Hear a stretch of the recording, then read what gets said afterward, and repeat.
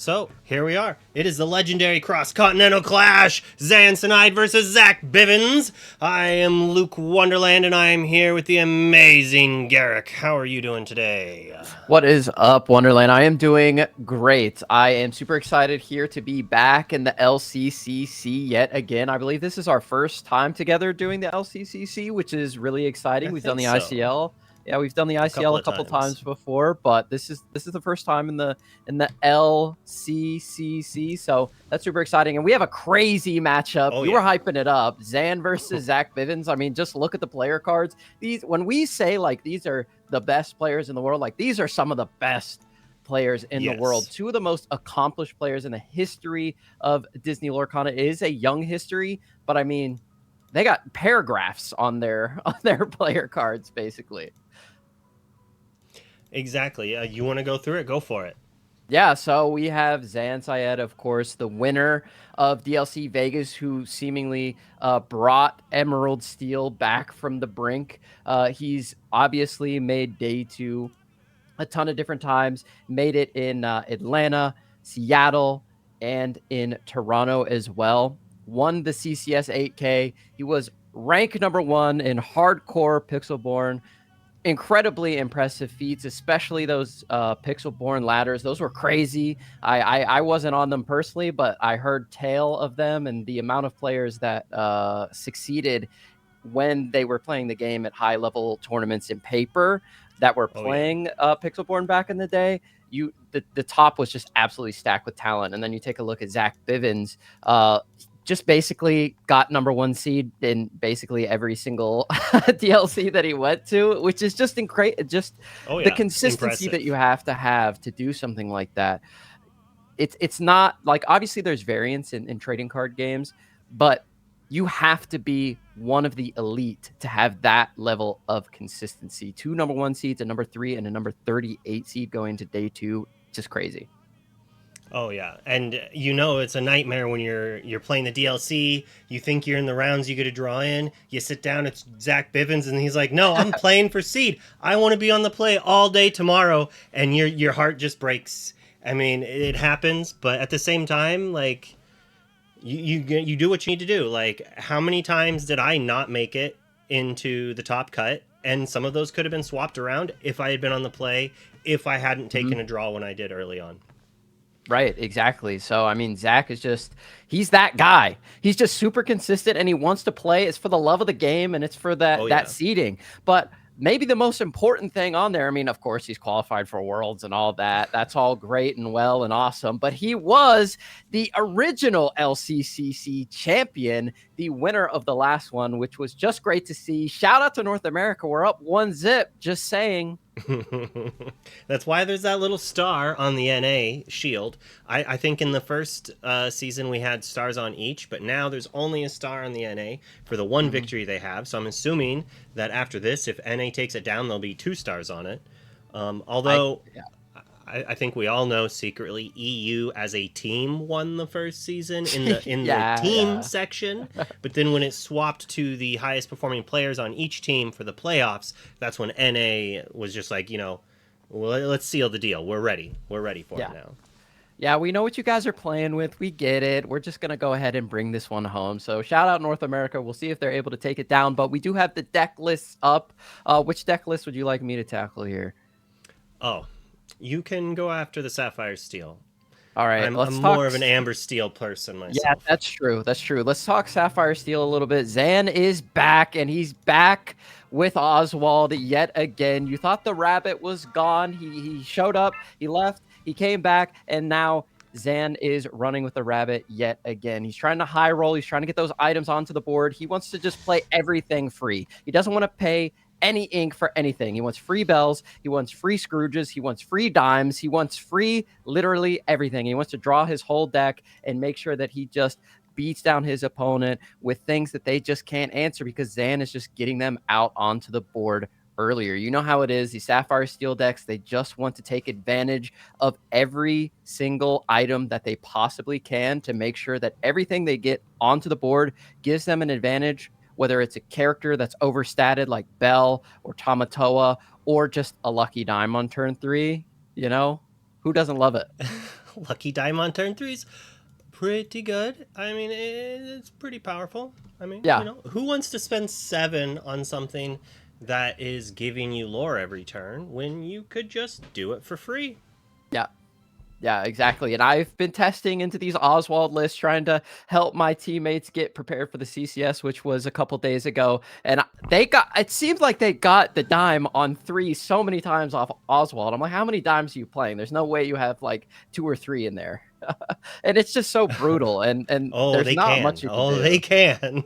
They can and they will, which is why you see all these decks running item hate now, as we see in Zach Bivens' list with the Platinum Platinum, and other people are playing Benja, things like that. Got to get rid of those items when they become this oppressive. Oh yeah, it's a beating. And speaking of the Find 'em Platinums, I mean, we do see that in Zach's list here. It's a pretty close to what Wochuk had been running recently. I don't know if anyone watched it, but there was the Southside Games duel they did, and Wochuk was showing off this like ally version of a Whole New World Steel Song.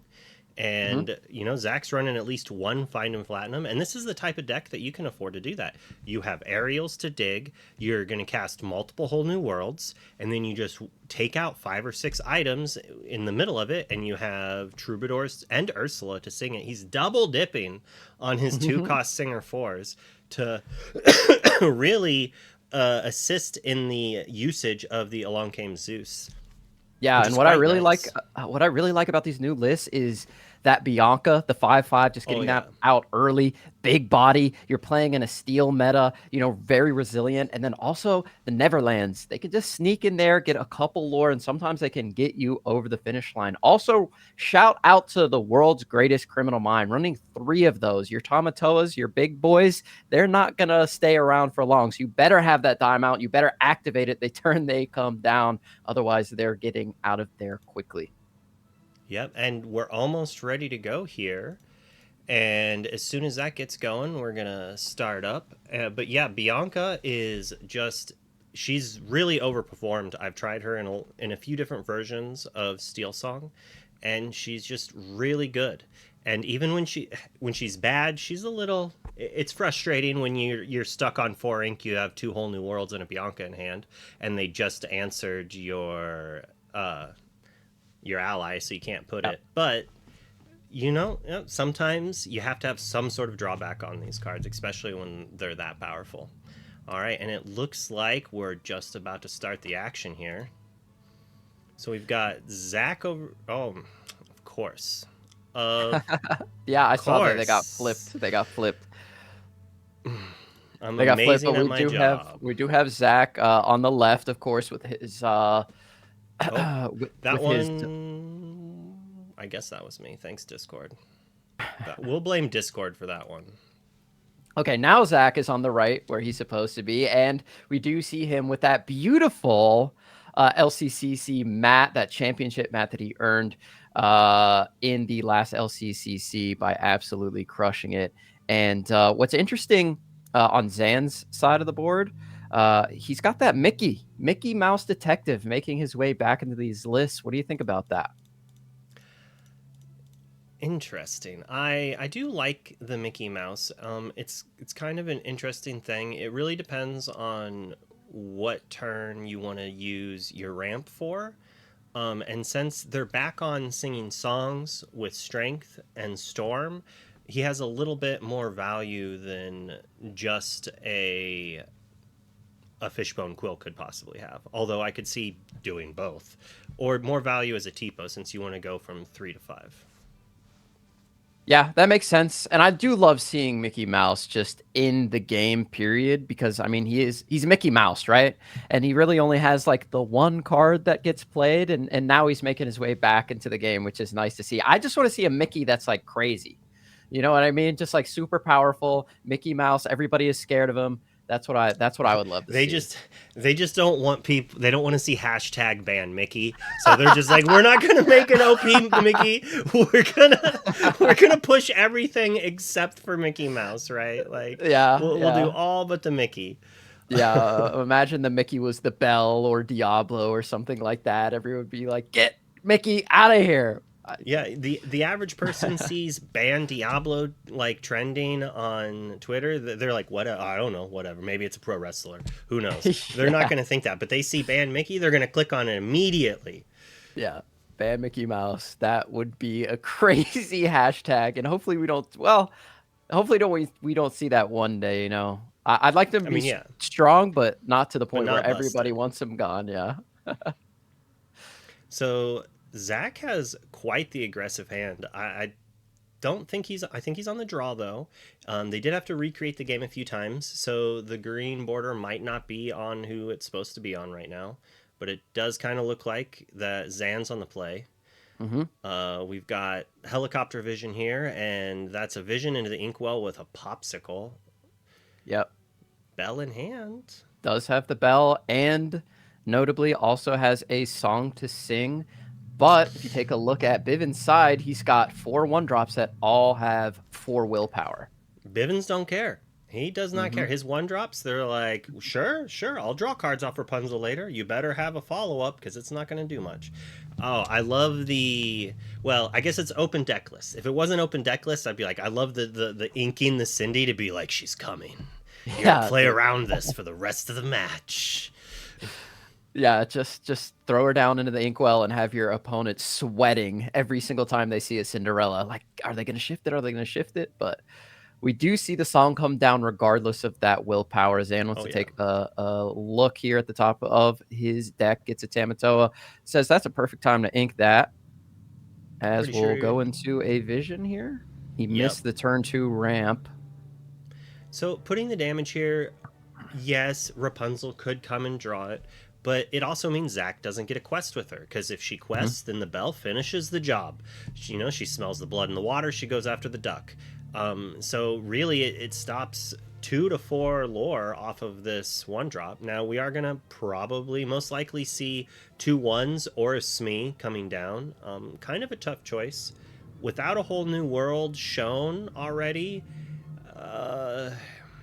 it might be right to play Smee, but at the same time, maybe just the Daisy, just to shore up having ink to play the cards we need and want to play. Like, I don't think Zach wants to have to ink the Strength, the Gaston, or the Ariel. You want to lead with Gaston, so if they do have removal, they eat that up. Then you get to play the Ariel, search for something, and then sing it with the Gaston. And Gaston's big enough that after it sings, it would trade with the bell instead of just being eaten up. Yeah, and the Rapunzel does come off the top, but we're only at 2 inks, so she's not going to show up anytime soon as we do opt for the 2 1-drops here. I think Daisy Duck in this matchup is really interesting because she's like the anti-Oswald, if you will. If Daisy quests and Zan reveals an item, that's going to the bottom, and there's a significant number of items in Zan's list, so Daisy Duck questing seems pretty strong, putting those valuable items to the bottom potentially. Yep, and we see Zach drawing the Rapunzel we talked about, opting, well, I'm not going to just throw this Daisy away, I'm going to take advantage. And even if Zan does decide to quest with his bell, I doubt he's going to do it into turn 4 because then you see Nala just like chunk into Bell, draw 3 with Rapunzel, quest on out. So he's going to try to most likely prevent that from happening, as well as for him, he needs to hope he can draw removal. And this is one of the downsides of Belle. While she's very powerful, she does commit a lot from your hand. In regards that, like, you're running out of resources. Ooh. Zeus is a pretty good pickup there. Going to be able to answer the first big singer. But he's going to have to commit one of those cards as ink to be able to play Scrooge. Whole new world shows up, so Zach has got to make a decision here. You go for the Ariel, look for another song, or you just slam the baritone bully, a little bit more resilient. But like you said, the Zeus will take out either of them as one of the Daisies goes on a quest with Nala and the Hiram goes into hand. So unlucky there. Almost kind of lucky in a weird way that could bait Zan into playing it, which Yeah, that's he true. might see through it and might not want to do it, but he is kind of struggling for ink. I think Zan's best play is one of the two first cards, either the Scrooge, so then he can sing Storm, or the Pete if he susses out a whole new world. The problem with the Pete play is it only stops it for a turn, and developing just a 3/3 with a bunch of X4s in play is not really where he wants to be. Grabbing a Storm off of that. Storm. Yep, 2 Biancas and a Neverland. Going to the bottom. See you later. They're gone. What do you think about the Storm pickup here? I mean, it's not a whole new world, so Zan has to think, does he have the whole new world in one of those other 3 cards? So I do like this, how it works here. We don't have to play the whole new world if we don't want it. I mean, obviously Zan's been drawing a lot of cards. Most likely going to take out the Daisy. The problem is if you sing removal on Daisy to shut off Rapunzel, you're actually giving them one more card with the Rapunzel, but you still kind of have to do it. Yep. Let the Storm Rage on does hit Daisy as Zan gets into a draw here and finds a Hades. Hades has been making his way into these Sapphire Steel decks, back into these. It's a staple of Blurple, but he's been making his presence known in these decks. Just a great card to answer anything that your direct damage can't deal with, because unlike Ruby, you can't just banish anything you want with a Sapphire Coil and a Brawl, right?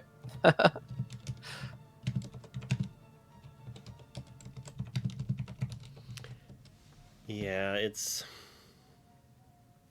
an interesting scenario. I don't necessarily know what I want to do here as Zan. I do think he is worried about some singing shenanigans, so it looks like he's going for that Pete. Yep, go for the Pete. You don't need to necessarily hard cast the Zeus at this point. Pete will turn the songs off just fine. But on the crackback, I mean, this Rapunzel's going to draw 3 cards potentially next turn because that bell is exerted, right? So you can run that Nala in, draw 3, quest with the Daisy still. It's not a bad move. If you're Zach, you don't feel too bad not being able to sing any songs this turn because you're just going to fill your hand up.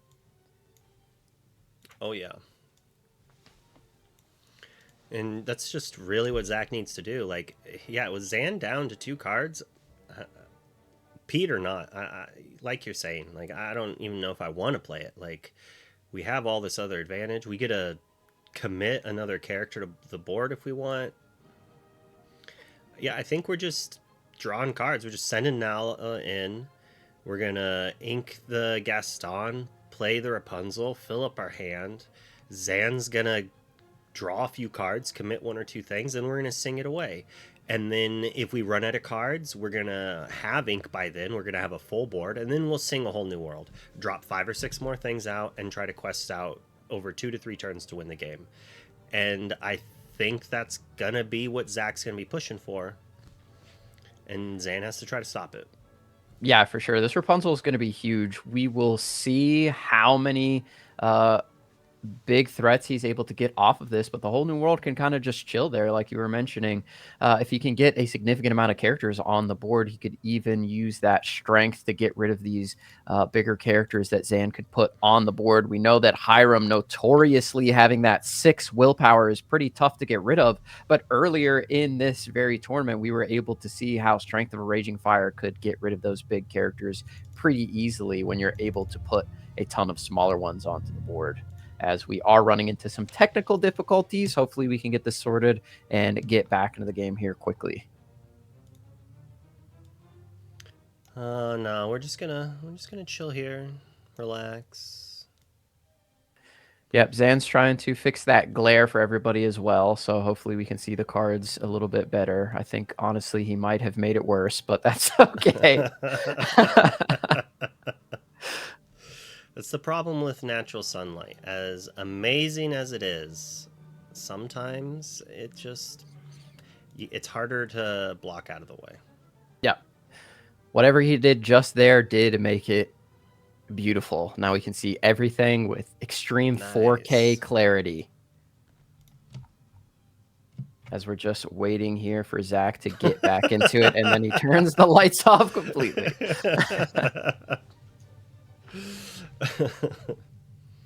I mean, I understand this feel. My lights are off. I showed you earlier. I have. I knocked it on the floor. I also have random little lights that I have to like attach to like do the thing. I have them as green Yeah. lights to block it out. It can be pretty difficult to try to get the right thing, especially if you play with foils. And like not all my cards are foil, so it has like an opposite effect where you can see some of the cards but not the other ones. This is just, Yeah. you know, something that happens sometimes. Yeah, and now the new cards are a different kind of foils, so maybe those reflect differently than the cold foils do. It's a whole thing. But yeah, lighting's not easy, everyone, you know. Give them a break. But we are uh super excited for this matchup regardless. How do you feel about Amber Steel Song in the current meta? We did see it win a tournament Well, recently. It's doing pretty well here in the LCCC so far.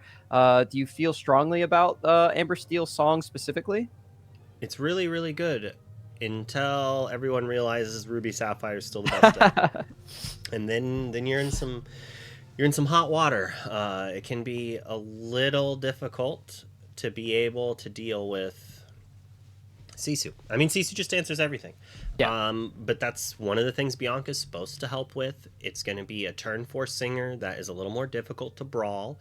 And they kind of have to have double coil or coil plus ramp and Medusa while they're on the play. So you have to have quite the slow play. Your fastest wheel play is turn 4 instead of there. And even then, a whole new worlding there is not fantastic. But she's got a big butt. She can take a self-inflicted strength for 4, which Yeah. not a lot of your characters can do. So like that is an issue that occurs, that you're trying to go wide, you're trying to quest, but then you have too many characters to use a strength on your own character to turn on your Rapunzel. So that extra couple of willpower is going to help you draw some cards, and that helps quite a bit.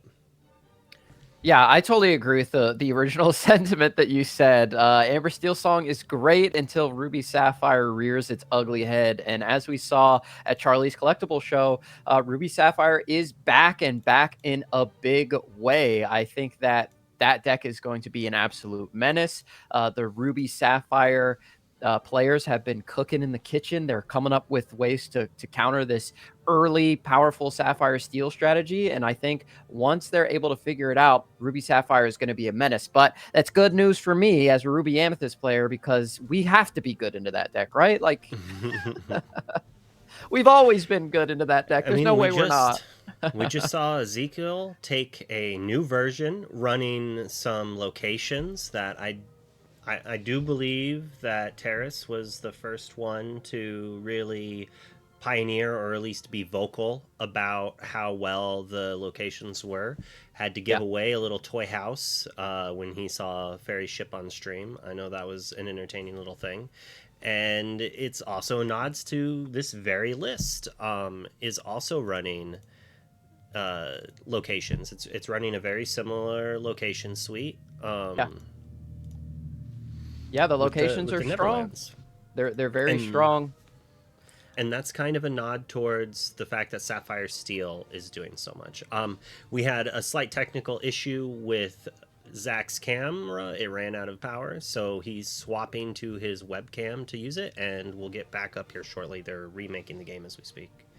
And this new uptick of one cost, it's really interesting because when these one cost 0-4, I mean 4 will-powered locations were spoiled, everyone was like, oh my goodness, it's gonna break the game, aggro's king, like control's dead. I mean, sure, when everyone was playing 8 cost characters and your first removal was turn 5 Dragonfire or Maui, maybe Yeah. Rafiki on 3, it's a little scarier. But then they quickly found out that if everyone's playing 2 cost 3/3s, you know, such as Snake or Hooks or Rafiki's, Neverland's not nearly as good. But when you have to play around Sisu, B-Prep, Storm, Strength, sometimes just going location, location, location, answer this, is a slap to the face, and they just aren't able to maintain and keep up with that. Yeah, I'm really excited that players are innovating and trying to make Ruby Amethyst work. It's a deck close to my heart, and I feel like I find an excuse to talk about it any chance I can get. And I'm also working on a video right now. I'm actually going to be talking to Ed. I'm going to be talking to Terrace. I'm going to be talking to Ferrante, and I'll be talking to the Lorcana villain Baker. We're going to talk all about Ruby Amethyst, so that should be a Ooh. fun little video there. What is going on with the deck list at this time? And like I said, if Ruby Sapphire is good, Ruby Amethyst has got to be good. But Yeah. yeah, they're trying to figure out the technical difficulty. Sorry for that, everybody, but we're hanging I out, we're never chilling. thought. I never thought I would be happy to see Amethyst Ruby. But somehow over the years, the decks I play have gotten better against them, and the decks that I despise lose to them. Yeah. So it used to be that I would be on the opposite style of the totem pole where it's like, oh, they beat me, so I do this. And then it's like shifted over a little bit. And now it's there again. I mean, I didn't play flutes. Obviously, when you had flutes, there was a period that flutes could still beat Ruby Amethyst. I'm more referring to fluteless builds, which is interesting. The decline of flutes. Pete kind of stopped flutes, but yet it shouldn't. And then they just realized that more characters might just be better than everything else. Yeah, I mean, in those days, for sure, the flutes were a scary proposition for Ruby Amethyst. I mean, there's just nothing in those colors to get rid of items. Come on, Ravensburger, we need something in those colors to deal with items. Lucky Dime can't just be the end for us every single game. And But how do you answer Lucky Dime? And like just destroy banish target item? That's not how you answer Lucky Dime. They made too good of cards. Maybe not too good of. They made cards that are very good and resilient. That's the issue. Recursion is the theme. So yeah, banishing an item when your opponent is like, I'm recurring items every turn, doesn't do much. So you need something crazy. You have to think a little outside the box. You could go back to other things such as discard.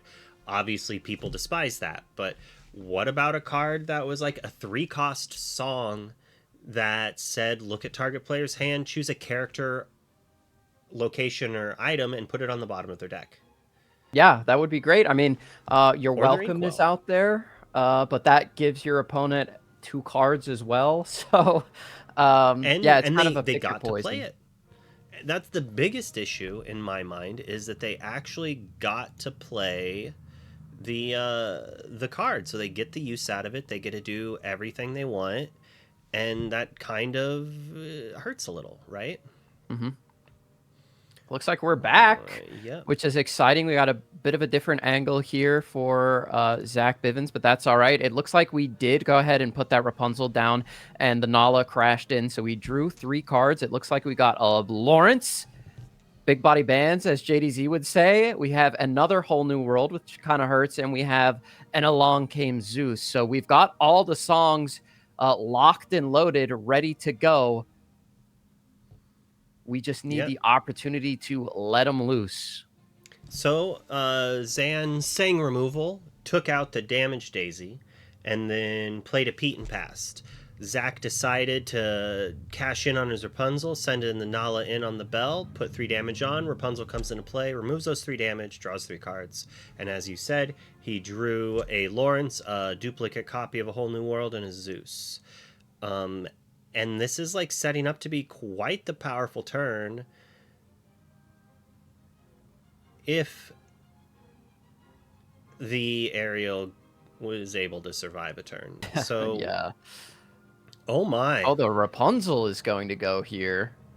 Which is fine. I think Zan would be quite happy with A Whole New World while only having 1 Yeah. card in hand.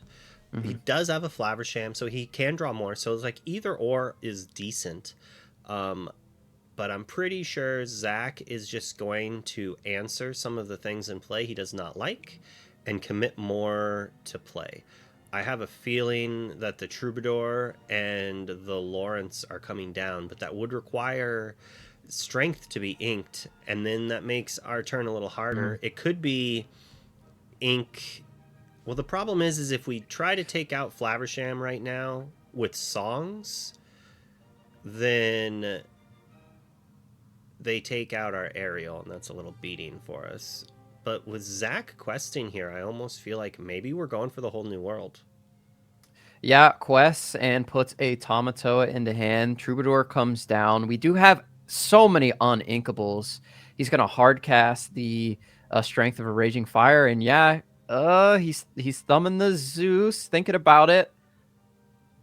The lightning bolt hits the game's referee, takes him out, and now we're going back over to Zan, who does have an item that he can get rid of with that Hiram, but he doesn't have anything on board that answers the aerial. So maybe Zach is thinking, okay, I'll remove everything that answers the aerial. I'll let him draw a couple cards, and then next turn I can play the whole new world and wheel all those cards he drew. But we get the Pete, and we also have the answer to the aerial in the form of the Zeus in hand as well. So this is interesting. Wasn't there a Mickey? Did Mickey get inked with a fishbone quill, or was it a fishbone quill the whole time and we just could not read? he definitely had a Mickey. I know I saw a Mickey Mouse, but I think he altered it. I could be wrong. Oh, okay, that makes sense. So I'm a little interested by Zach's play. He gave Zan a Tamatoa, but then didn't whole new world. So it's interesting that he didn't respect the Tamatoa at this point in the game. Zan is just gonna sing away the whole new world while committing a big old Tamatoa. This is not what Zach wants to see here. Although, if we look at the list, he does have 3-ish copies of World's Greatest, so he might just not care. Obviously, the Zeus on the aerial, he does care about. Yeah, the Zeus on the aerial really, really hurts. And now... Oh! Oh, okay! You just had to think about it, summon it to the top. That does make things a little better. There it is. But this... I really don't like that this might be a hard cast whole new world turn. It's... I don't see what else we do. Like, I honestly feel like we're going to have to sing World's Greatest and then hard cast the whole new world and then hope to ink and play a 1-drop and just hope Zan can't fill the board and then take us down. It's a tough situation. It doesn't feel good, but you don't really have anything else to do at this spot. I mean, you could storm and hope. Be like, well, I just got to hope the last 2 cards in the hand not good, but we know there's another item, so Zan basically has 5 cards next turn. Yeah, 100%. I mean, he'd draw 1 off the Popsicle, 2 off the Hiram, and yeah, I mean, that's basically what you're doing if you whole new world regardless, right? You got to imagine that Zan's going to find like a Popsicle or a Fortisphere off the top anyway, so he's going to be even more juiced, but like you said, it's just a tough position for Zach to be in, and unfortunately had to do that, or just, you know, dirtle around, do nothing, and eventually lose. So sometimes you have to make hard decisions and tough decisions to be more proactive and try to win instead of not lose. But I mean, on Zan's side of the board, he does have 8 ink at this point. It's a significant amount. Can go even higher with this Fishbone Quill, going to potentially 10 on this turn. With the Mickey, could go even higher. If he wants to play Tipo, could go even higher still. But yeah, he's got a ton of different options in the hand. He's got the dime. He's got 2 Tamatoas, the big one and the medium one. The medium one can put that lucky dime onto the board if it were able to quest. The big one can get back the lucky dime if it is ever banished. And yeah, you just have so many options right now. Vision, if you want to look for other things, you can ink additionally, like I said. There's just a lot for Zan to think about on this turn and to do. So it might be pretty oppressive. Popping up Zan's deck list here. Apparently, the one that we had initially was from the first round. I guess it was accidentally uploaded to the wrong folder. So this is what he is on, because we didn't see those Mickey Mouses in the pre-list, right? But here they are. So so everyone knows what he's actually on. This is what he's on. He's dropped the Oswalds. You had said he's still on it, but no, he's off the Oswald train. Oswald's gone again. Yep, he's got the 1 of Hades, pretty spicy, 2 Mickey Mouse, 3 Scrooge. Other than that, it's the lists all look incredibly similar. Yep. Still has the 1 Shield of Arendelle in there, which is interesting despite no longer running the Oswald.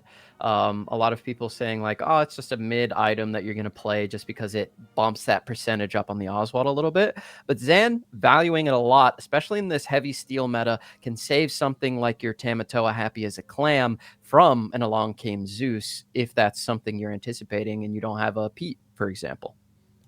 Yep. And Zan right now has a pretty good rebuild from that whole new world. Yeah, hand is really, really strong. A ton of different options. Has another Hiram in hand at this point. He can draw so many on this turn. He can recur so much.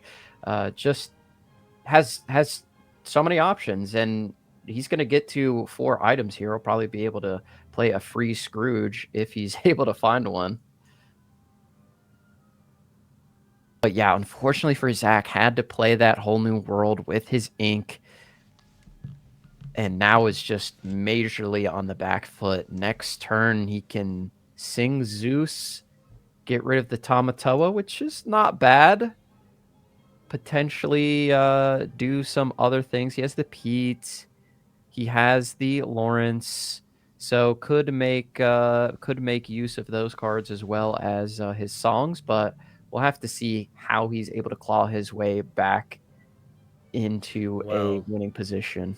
Troubadour is just showing why it's good right now. Yeah. It's just going to sing the Zeus away. Like you're saying, like that crab is just too dangerous. We got to answer it. We can then see a Pete and a Lawrence if we want. And then the next turn, we could self damage and then draw off Rapunzel if we really wanted to maintain the pressure of questing. Because we're going to go up to 9. And then with only a Bell on Zan's side, it's a little less stressful. There's like, I mean, I guess Flaversham and Bell can team up against the Daisy now. So the Bell there was a pretty big pickup by Zan to be able to stop some of the pressure. Yeah, I totally But agree. As another Troubadour comes into hand, what were you saying? well, I was gonna say he doesn't even need to play the Pete if he doesn't want to here because Zan played the Bell. He could then just play Lawrence and hardcast Strength to be able to then answer the Bell while singing Zeus on Crab to make it that he's guaranteed to be able to quest twice at least with this Daisy Duck, while then committing another 2 lore threat, going up to 9, representing the ability to go to 14, to try to 2 or triple tap. And drawing the Troubadour is going to like help the next turn after that to play a couple more threats. He's probably going to need to draw off of this Rapunzel if he can afford to. Yeah, we're gonna quest, see what is on the top of Zan's list. That is a Scrooge McDuck goes into the hand for Zan Syed, and we are looking like we're gonna put that Lawrence into play and potentially make use of this strength of a raging fire. That way, the bell isn't as oppressive on the crackback.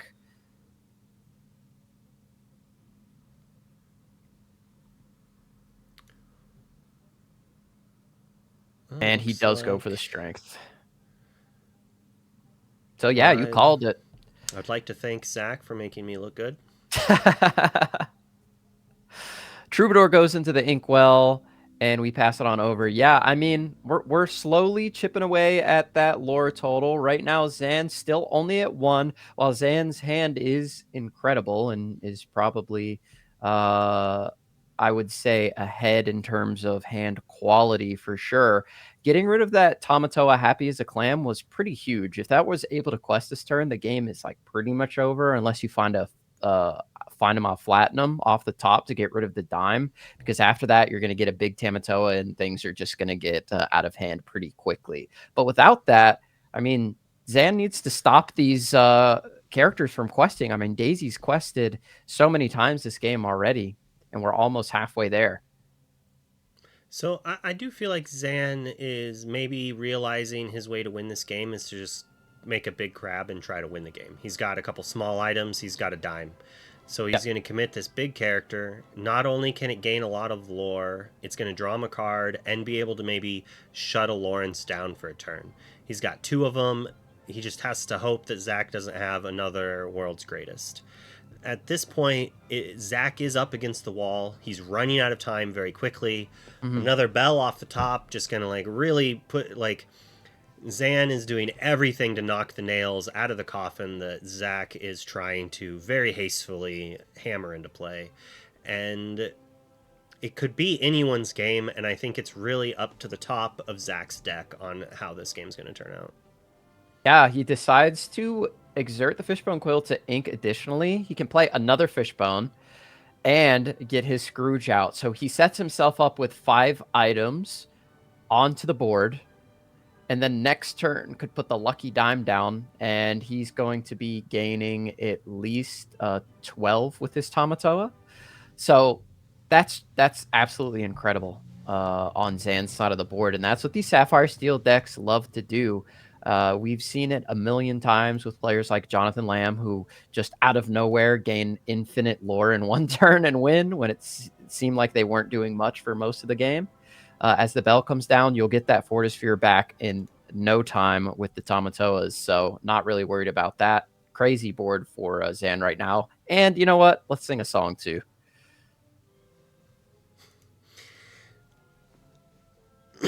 Singing songs is so good.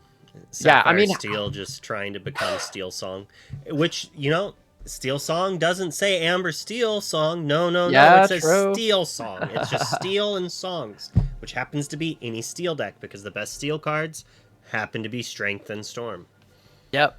And we see the bell come off of the top there for Zan, so he's like, whatever, I'll put it in. How many characters did he put into play that turn? He put 15 strength on the board and an insane amount of lore with the Tamatoa. That's just insane for the amount of ink that he has.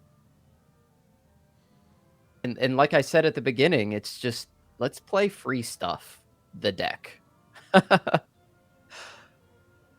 Because the songs also feel pretty free when all you have to do is exert a character to put them onto the board, as Zach is just like, okay, I got to go wide, and I got to go wide quickly. Yeah, the double bell and the Scrooge is so, yeah, it's rough. It's a rough world out here for Amber Steel, but the whole new world. I mean, Zach has 8 ink, so he can hard cast it next turn and play Daisy, Daisy, 1-drop, 1-drop. And if Zan can't win off of a dime activation, he might not get there. While he has some big hits, Zan is kind of a 3-turn all-out quest, and this turn he kind of has to challenge a little bit, quite a bit. Yeah, I agree. And what's interesting is those bells coming into play and getting rid of those items makes the dime play a little bit worse. While those characters do quest for 1 respectively, which is what you would get off the Tamatoa regardless on a quest, you get that twice with Tamatoa. So it's 4 lore compared to 2 lore if you quest with the bells, compared to having the items on the board and activating dime and questing with Tamatoa. So that is a negative on the lore, but gives you more strength on the board immediately, and he needs to use that strength right now to get rid of some of these characters, like you said.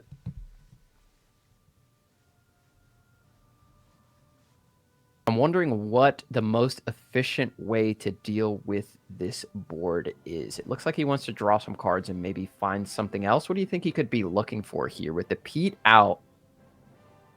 I did forget about the Pete. Yeah, the Pete is out. No, he's challenging into Lawrence, and then the bells will go into it. Okay.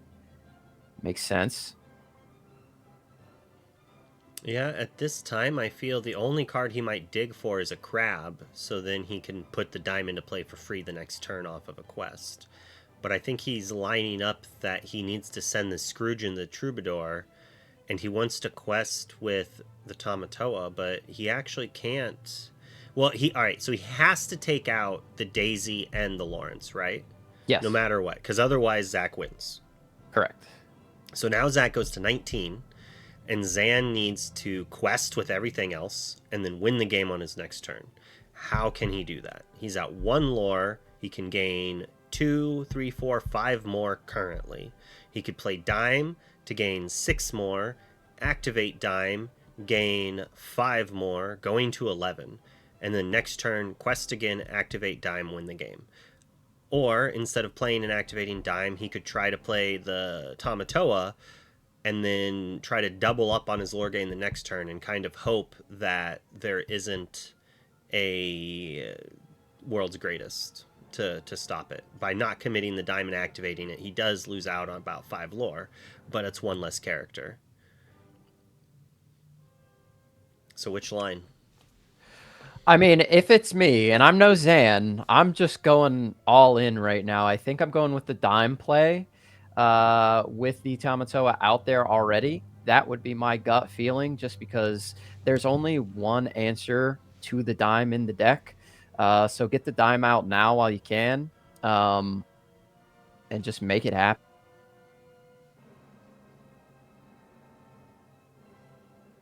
And look.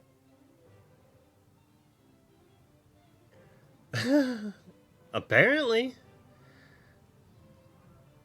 Go for the Tamatoa. We're going to get back another item.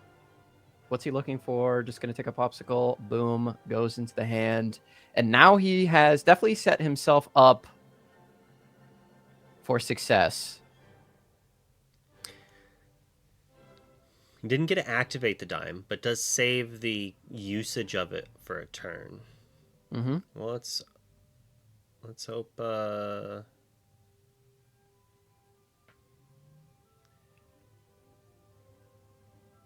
Okay, so it looks like we challenge into the Troubadour and the Bell quest for 1.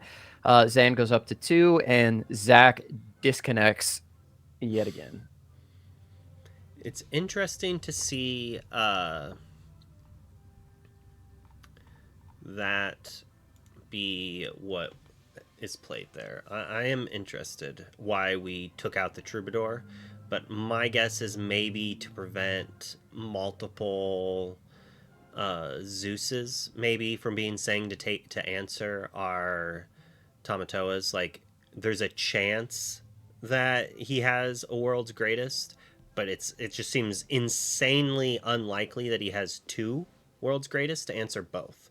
So for him to answer both crabs would require, almost guaranteed require, a Zeus. That said, a strength is also not bad. So both of those cards, taking the Troubadour, they become worse. If we don't have multiple singers, like if you're singing Zeus with Rapunzel instead of singing Zeus with the Troubadour, that's like lore left on the table. Yeah, and I don't know if I've ever seen a Sapphire side of the board this intimidating. I mean, this isn't even Sapphire. There's not a single steel card on Zan's side. They're all Sapphire, and they're all crazy powerful. So it looks like Zach drew another Troubadour. Yeah, throws it into the inkwell. Thinking about his outs here. Whole new world. We're whole new worlding. It's what we got to do. It's Roll really the rough here dice. too, because we are also just giving Zan what he needs. But I think, well, there's one. There's the Zeus. There's a strength. Where's the other one? Yeah, he is playing enough? 3 of those. So 1, 2, 3 items in play, and then 4, 5, 6, 7, 8 lore. So we could go to 10, activate dime, gain 4. But there's a handful of items, and each item is worth 2 lore. So we're at 14. We only have to add 3 more items to play. And with 2 crabs in hand, I think Zan's going to win this game if Zach doesn't also Zeus strength. And the problem with doing that is that Zach stays at 14. This is not a good position for Zach.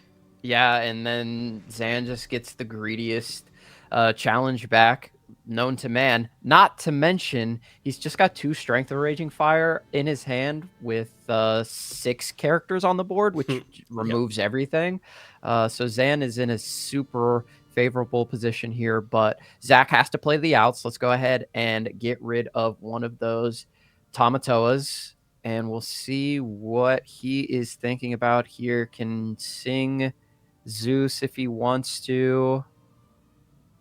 Smee comes down. Can also sing Strength, as you mentioned. I mean, Zach might just be gambling and hoping that, like, he does kind of need to go to 17 to have lethal Lorthal with the Smee Ursula, Vanessa. I Are mean, you okay to just get rid of the Tamatoa with? I mean, it might feel bad, but like strength plus Zeus it. yeah, it could be brutal. Why? Why does it? Why? Discord hates me. Zach instead opts to quest here. We are at 17. Sometimes you just have to go for what could be your only way to win the game. He did the math. He realizes if he sings here, he's going to be stuck at 14, and he is not going to come back from Zan having Flaversham, Bell Bell, Scrooge, and a grip of hands. Yeah. Unfortunately for him, there's just no coming back. As I'm pretty sure, unless like he only needs 3 items and he has 1 popsicle in discard, unless I can't math, which is very likely, Yeah. very likely outcome. Well, he's got popsicle in hand as well, and I think maybe he might have a fishbone in there. I could be wrong. I know there's for sure a Fortisphere as another happy as a clam comes off the top. 15 ink to work with. We're obviously going to put the popsicle down first, draw a card, could just draw into the item that we need. It's a Mickey. Fishbone Quill comes down. You could even use those 3 Fishbone Quills if you need extra ink. I mean, he's got so much already, but that's the power of the Fishbone Quill. You are seeing it on full display here. Zan at 15 ink is just an incredible amount. I mean, he put out a Tamatoa and a Lucky Dime in 1 turn.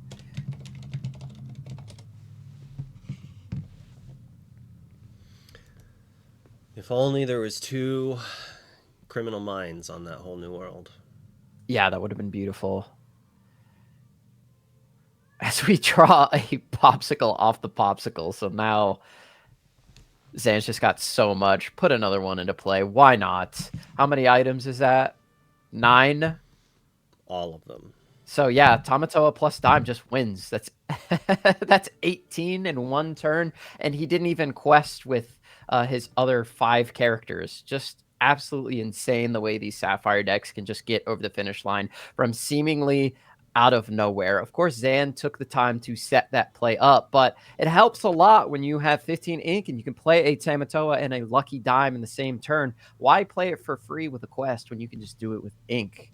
Says Zan, and he is able to take game number 1 in this amazing matchup between 2 of the best in the game.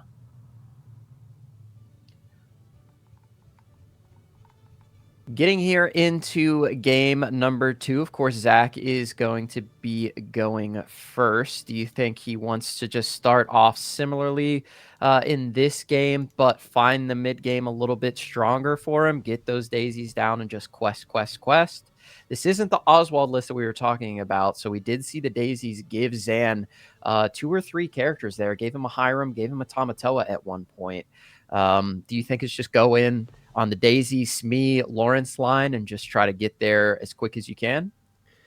Yeah, we kind of have to be able to beat down while also not just get. Oh, it looks like the webcam moved a little bit. And since Zach had to change his cameras, we're back to the pulse cam. Let's hope it keeps its focus on his hand. It is actually a heartbeat monitor. As you can see, Zach is cool as a cucumber. Yep. Cold as ice. Yeah, this is a really, really interesting matchup. I was thinking that a whole new world has to be like pretty good into these greedy Sapphire decks that draw so many cards that you can sort of punish them for the amount of cards that they do draw. But you have to be able to deploy them at the right time. The Sapphire Steel decks are really good at removing your singers, so you can stall out on those whole new worlds. Like the turn you get the whole new world is the perfect time to play it, and then boom, Strength of Raging Fire, boom, along came Zeus, and there goes your singer, and now you are stuck with a middling hand while the Sapphire Steel deck just plays Hiram and Popsicles and Tamatoas and draws as much as they want. Just does all the things. Yep. Yep. Does what apparently these Amber Steel decks do, but also has crazy big characters and can gain 18 lore in a single turn with one character. There's the Final Mile Platinum in the hand, and it looks like a pretty slow one for Zach, so he's probably going to send a bunch of these back.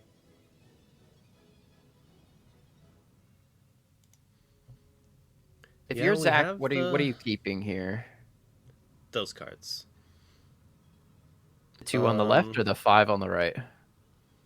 It is interesting that he is keeping the Rapunzel. I normally don't like to keep Rapunzel. I might have opposite opinions of that. That said, Zach doesn't want to necessarily whole new world in this matchup against the Fishbone Quill deck. So Rapunzel becomes a lot better in that scenario. But when we see his hand, he's basically pushed in to do it. Quite unfortunate that he did not hit the 1-drop. He plays 13 of them. Yeah, that's really rough on his side, and he opts to keep the Troubadour over the Smee.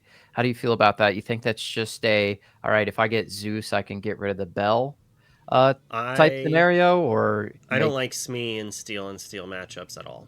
I okay, always that makes ink him. sense. He quests for 1 and then he gets stormed. It's like, oh, sure, you can draw a card and answer my character, like that does nothing. Where Troubadour comes down on turn 2 and then it can sing Zeus, it can sing Strength, it can answer the threats that we need answered and the times that we need them answered. Take a look at Zan's hand here. He's got 4 of those 1-drop items. Could potentially get that free Scrooge out on turn 3. If he doesn't deploy the Bell on this turn, he can TPO on 2, and he doesn't. He's looking forward to that big 4/4 body. Without a 1-drop to worry about, there's no reason to deploy the Bell, especially if you've got the Scrooge coming down. Yeah. The question is do you go for the free Scrooge or do you go for TPO? And if you're going for the Scrooge, do you keep the TPO and wait a turn, or do you just not care about the ramp? Yeah, that's a good point. That is definitely a good point on this turn. So, yeah, if you ramp up with the TPO, right, you go to 3 next turn. Does go for the TPO. Is going to ink this Tamatoa. Sorry, I'm just proud about getting the ad to start as soon as the first game finished instead of accidentally waiting too long. You're a legend. Pete goes into the inkwell. We're going to see Ariel hit the board here. What do you think Zach wants off the top here? Well, finds a Zeus. So since Zan didn't play the Bell, being able to, like, next turn drop both Neverlands and sing Whole New World is actually kind of a threat. He is gonna play Scrooge next turn. Like, we are gonna see that happen. But alas, we're gonna have to wait a few moments.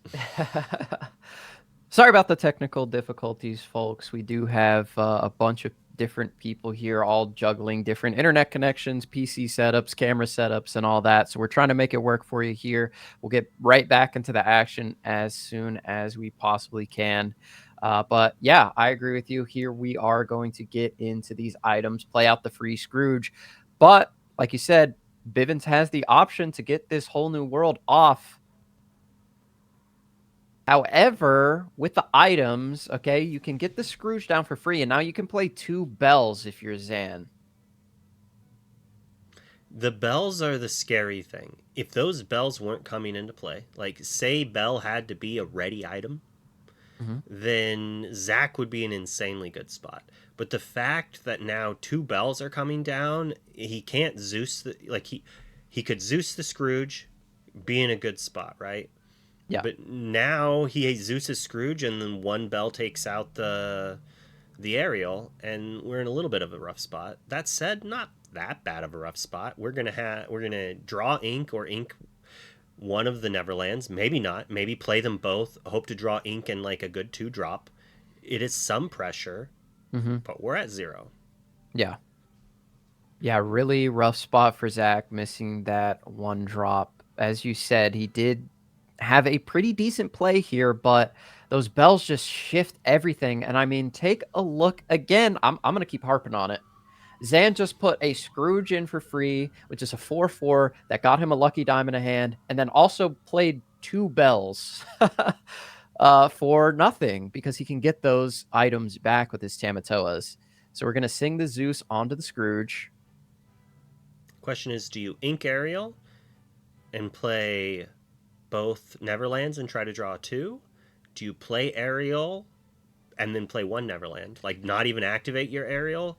Is a 3-cost 2/3 Singer 5 good enough? I think you're almost in on it. I think you should ink the Neverland, play Ariel, Neverland, just so if we hit another whole new world on our whole new world, we get a go. That said, Ariel's a mandatory effect. You don't have to take the card, but you do have to look at the top 4. Mm-hmm. So when you play this Ariel, if you played the Ariel, you kind of get punished. Zach's like, you know what? I don't care. I'm not going to see another whole new world. That's not my game. My game is gaining lore. Not looking back. He thought about it. He decided, nope, Wonderland's a fool. Doesn't know what he's doing. That's why he got off of Amber Steel. He should retire because Zach knows what he's doing, and it's playing Neverlands. Yeah, that was his exact thought process. I was reading his mind as you were saying that, and he comes into the Biancas that we were talking about earlier, resilient cards that can come onto the board and potentially swing things back into into Zach's favor. Excuse me. What do you think about Zach's hand compared to Zan's at this point? Well, Zan has 1,000 pieces of removal. Yeah, double Zeus and Strength of Raging Fire. I'm not very happy about it. I mean, like, we're losing. Well, Zan does have to play 2 characters to make Strength hit the Troubadour. Yeah. We don't even need to sing a Strength if we just want to challenge away the Ariel. But then that easily gets answered by songs and a whole bunch of things. Zan has so many options. It's kind of hard to guess what he's going to do. He doesn't have more pops if he... I mean, he's at 4 ink. He's 1 away. I was going to say he could, like, return the pops, play them, and get the Scrooge, but only at 4 ink's kind of rough. Yep, 4 ink. We are just going to put the Scrooge out. We do have Strength of Raging Fire, but like you said, it's not super useful in this board spate because of the Troubadour. Doesn't find any items off of the Scrooge. So that's the power of the Troubadour, as you're seeing him, a 1/3 with resist 1, putting in the work. Zach's heartbeat is up. He is not liking what he is seeing. Yep, already dealt with 1 Scrooge, and we have another one coming down. So this is apparently just something that happens on his laptop webcam. It is interesting. I just don't understand how webcams can run out of battery. I've seen it happen on multiple streamers. I guess, like, the webcam I have just takes power from the computer. I guess I'm not rich enough to have a wireless webcam, so rich people problems. Yeah, mine's wired in. I got an Anchor, solid. So Zan just taking out the Ariel, playing the Scrooge, and passing. Yep, only First 1 lore. item in play, so find him On off the Platinum. board. Not looking too juicy at this point. The deck is absurd. It puts all the items in play almost in 1 turn, uses them. Doesn't matter if you take them. He destroyed his own before you had a chance to. Yeah, and got a bunch of 3/3s out, which is super powerful as Zach, considering what he wants to do here. Like we said, he did have the Miss Bianca available to him, does go for it. And we're going to find ourselves a Cinderella as well who can sing both songs, 2 of the songs in the hand, but we're going to Strength of Raging Fire. There goes the second Scrooge, Zeus and Strength off of the board. So we're going up to 3, gonna be at 5 next turn, most likely. I don't see these bells challenging a Neverland instead of singing a removal, but they can't really sing too effectively. Like Zach's done a pretty good job here. I was kind of worried and thought he was just out of it, but I just didn't realize that Zan only had 4 ink. So now Zan's going up to 6, can play a crab. Um, Zach does need to draw an answer though. Yeah, We're gonna that's the have 2 power draws. of the whole new world, the early ones especially. The Amber Steel song can take advantage of that whole new world like no other deck can. So it's especially early, right? He's just able to sing all these songs while Zan only on 4 ink hard casts to Scrooge, and he's Interesting. thinking about Zeusing here. Yeah, I was gonna say, like, we're just Zeus and Bianca. We have a full grip. We can't empty it quickly. And the way we lose this game is top deck whole new world, sing it. I mean, as far as he knows, Zach's hand is 3 whole new worlds. And he Yeah. just needs to stop it right now.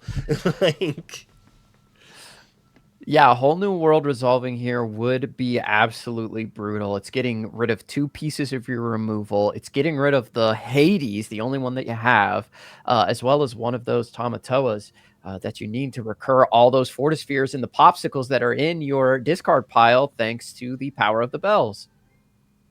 Looks like he's going to go for the Tamatoa instead, though. He puts the Popsicles at the top of the discard, thinking about it.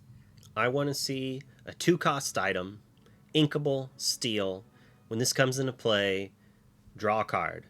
Banish this, put all the cards from target players, put all the cards from every player's discard onto the bottom of their deck, or just Yeah. target players. Either or. I kind of like just target players, so then you can still have your fun, but I understand that maybe that's too good somehow, and maybe it's best to make it equalized to happen to both players. But it would be kind of fun, and like if Churnadog, the new archetype, actually Mhm. blows up, we could use something. I personally thought maybe It Calls Me would be a fine way to answer these types of effects. I play tested some games with it. It does not answer popsicle recursion nearly well enough. Yeah, for sure. I mean, yeah, answering discard piles, I think, is something that the game needs now more than ever with all this recursion in the Sapphire decks. Not to mention, like you said, the Churnadog deck that can take crazy advantage of that discard pile, bringing characters back to hand, using the discard pile to play Churnabogs, not to mention the Lilos recurring every single turn. They just come back and come back and come back and come back, and they're just a headache, especially if you're running low on cards and your opponent is close to the finish line, as those Amber Emerald decks tend to do. They like to go fast, they like to gain a lot of lore, and you have to deal with those Lilos every single turn. So, yeah, some more discard interaction, I think, defensively is something I would love to see in the game. And I think you make a great suggestion there. Putting it on an item is very useful.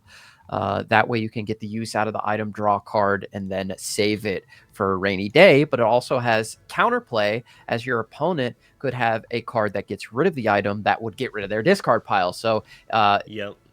that's the deep gameplay that I love to see in Lorcana. And since there are no actions or songs or anything that you can play on your opponent's turn, it really forces you to think 2-3 turns ahead more than I think you normally would in other card games where you can play on your opponent's turn.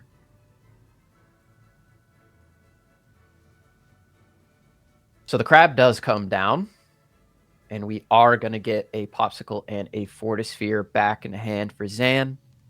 So rolling the dice a little bit on this Bianca, what do you think? Unless he decides to double strength it, which he does. Sorry, I just read chat saying Zach's camera only has 1 HP, and that just was too funny. I was just like, "Yep, I've played enough video games. I get that reference. It's too good." Put a health bar up there. Yeah, so Zan put the Tamatoa into play and double strength onto the Bianca instead of going for the Zeus. So I think it's fair. yeah. Oh, baby, off the top.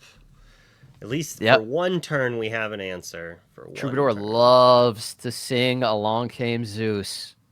So we do get to sing that on one of the bells if we want. Thinking about hardcasting it, like we have enough ink to hardcast it and play Smee. The problem is if we draw another good character, we can't play it if we do this. But if we sing the storm with Cinderella and then challenge the bell with the troubadour, we are going to lose our Cinderella to the other bell. But it gives us the ability to then play hopefully whatever we draw. Like, what if we drew another storm? Then all of a sudden, like, we can take out both of the bells, possibly, or one. Man, No, we I would wouldn't be able to love take to out both. see But a Cinderella Stout-Hearted come down on the shift line. That would just be so fun to see. so We we do do get get into Ursula.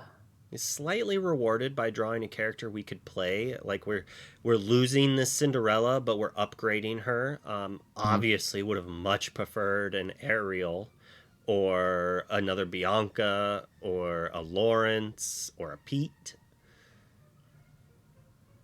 I think it's fair to take out this Belle. I mean, the other Belle is come on, Discord. The other Belle is definitely going to challenge in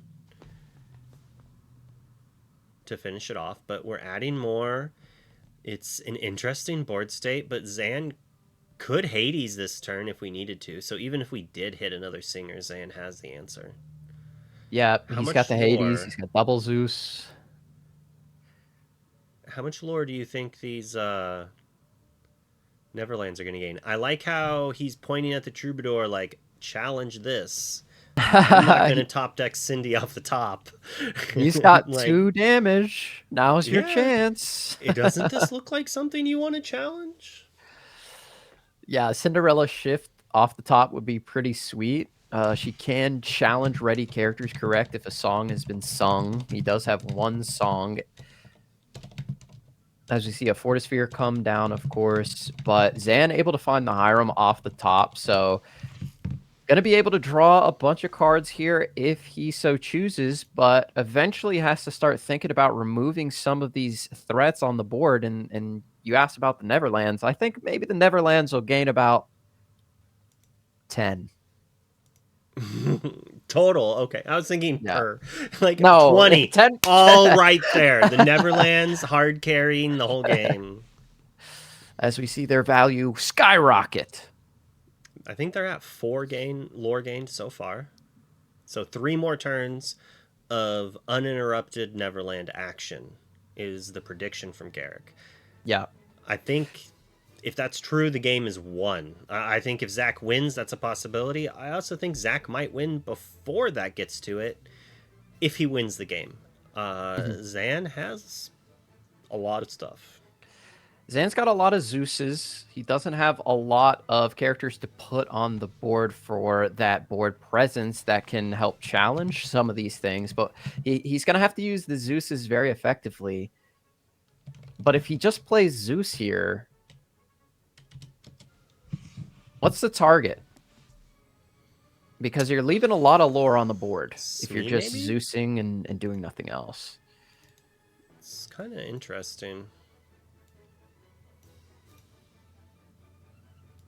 Does go for the Smee, so the Neverlands are safe for another turn, as the Belle cannot challenge into those and remove them, but she does challenge the Troubadour. So we have the option for the Cindy off the top for big time gains, but of course Hades is in the hand, but it would be cool for 1 turn. As we do pass it over to Zach, and those Neverlands tick up yet again. We get into a World's Greatest Criminal Mind, which is not what you want right at this moment. You need more characters. You need to cycle. You need to find something to get you more lore. That's a great card to find if there's big Tamatoas on the board, but not right now. You basically do nothing on this turn, and pass just feels terrible. It's not, and this It's a prime example of why I do not like we find them, we land them. This is the Mm-hmm. deck that can afford to run it, but when you're not putting it on the bottom of your deck or inking it right away, it's such torture. And Zach kept it. Like, he had it since his starting hand, did not ink it. There's the possibility that had he inked that and kept a different card, he could be questing for more lore and maybe finishing the game. And that's the issue with these kinds of cards. And one of the cool, in my mind, one of the things that makes Lorcana so awesome is what you ink has such an insane impact on your game. Oh, for And sure. like a game like Magic, you could just lose because you draw too many lands or you don't draw your lands. Where Lorcana, you lose from mismanaging what you ink, what you play as a resource. Yeah, I've been saying it since I started playing the game that the inking decision is maybe the hardest thing to do per turn. It's very difficult. Obviously, sometimes there are just cards that do nothing in a certain matchup, but you need to be able to anticipate what you're gonna need like so many turns ahead and make sure you ink everything properly. It's really hard to do, which is why I love casting with players like yourself that can give us heads up insight into things like that, and watching these other players and seeing their inking decisions. Because sometimes I'm sitting here, I'm casting, I'm like, oh, maybe I ink this, I do this, and then they just do the opposite thing and make me look like a fool. But I learned so much in these matches, and I'm so grateful for these players playing them and allowing everybody to spectate and learn from their amazing gameplay. So just awesome to see. I love how still these players can be, where I'm just like frozen or stoic.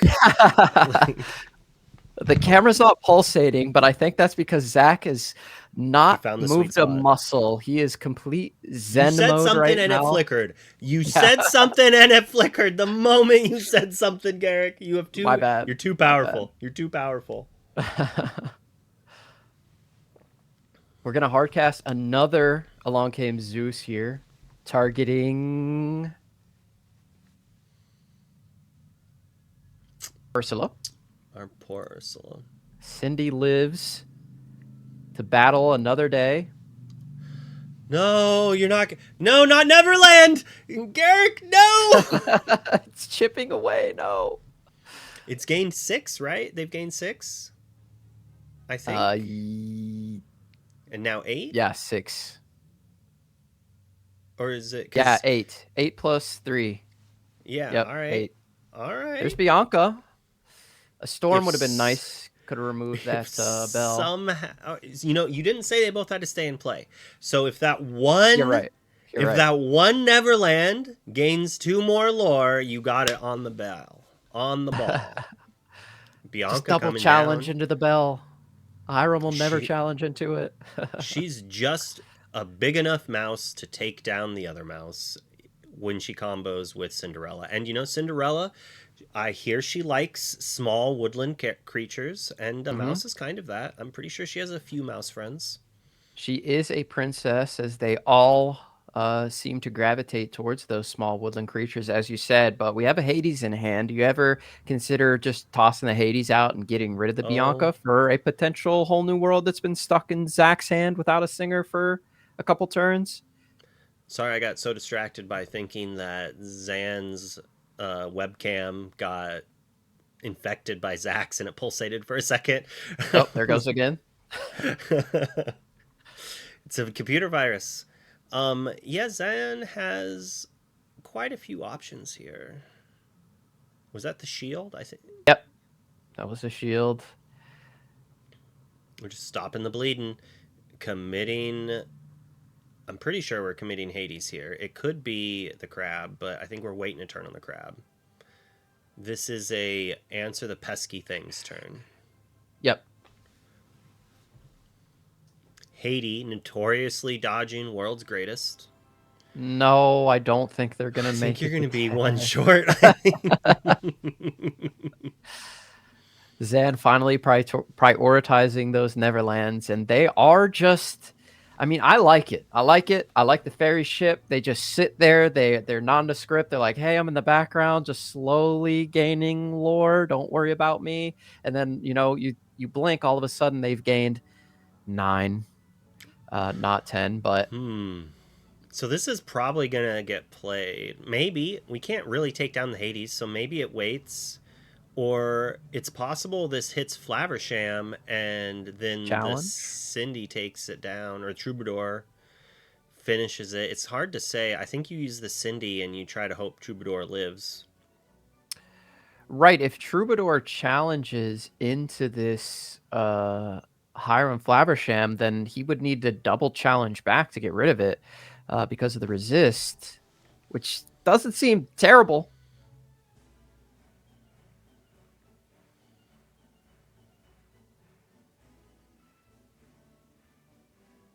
I mean, there's a world that Neverland lives. Zach might know he's out of it, but wants the Neverland to get Garrick over the finish line. 8 lore, that's all we need. Come on, we're at 7 off of it alone. You got to double challenge the Troubadour here. He's been singing so many songs. How much value has this Troubadour gotten? Zan, the Neverland's not a big deal. And you know what would be crazy?